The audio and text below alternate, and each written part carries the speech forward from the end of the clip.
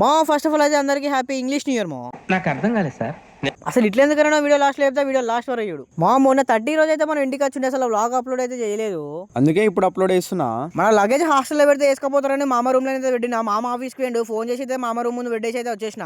దీనికంటే ముందు ఒక వాయిస్ వచ్చింది, అది మంచిగుందో నా వాయిస్ మంచిగుందో కామెంట్ చేయండి. అది మా ఫ్రెండ్ గారి వాయిస్. ఆ వాయిస్ ఏమందో వాడిని అయితే నేను రేపు రివీల్ చేస్తున్నా. బస్ ఎక్కితే తినికి ఏదో ఒకటి ఉండాలి మామ, అందుకే ఇది. మళ్ళీ ఇది అయిపోయినాక మనకి సరిపోలేని సమోసా తీసుకొని సమోసా కూడా తిన్నా. హైదరాబాద్ లో అనుకున్నా, మళ్ళీ ట్రావెల్ చేసి మళ్ళీ ఆకలి తిన్నా, మళ్ళీ సమోసా తీసుకొని అయితే తిన్నా. ఫైనల్ గా అన్ఫిల్టర్డ్ బ్యాక్ టు భూపాలపల్లి. ఇక నేను బస్ స్టాండ్ వచ్చే లోపల ఫ్రెండ్ గారు అయితే వచ్చేసిండు, వాడైతే స్నాప్ తీస్తుండు.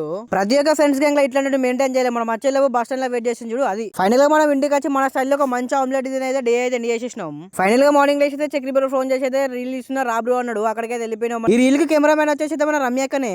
ఈ రీల్ అయిపోయినాక ఇంకో రీల్ షూట్ చేసి, ఆ రీల్ కి అయితే కెమెరామెన్ మనమే. ఆ రీల్ షూట్ చేసినాక ఇంకో రీల్ షూట్ చేసి అయితే అన్నకైతే 10K సబ్స్క్రైబర్స్ అయ్యి యూట్యూబ్ లా. ఆ సెలబ్రేషన్స్ అయితే మంచిగా కంప్లీట్ చేసుకున్నాం. మా వీడియో స్టార్టింగ్ లో అయిపోయినాయి కదా హ్యాపీ ఇంగ్లీష్ న్యూ ఇయర్ అని. మామ అసలు హ్యాపీ ఇంగ్లీష్ న్యూ ఇయర్ అనేది బ్రిటిష్ వాడు కనిపెట్టింది మామ, మనది కాదు. మన పండుగ ఏంది ఉగాది. మా follow for more content in YouTube and Instagram. This is Eshwar unfiltered.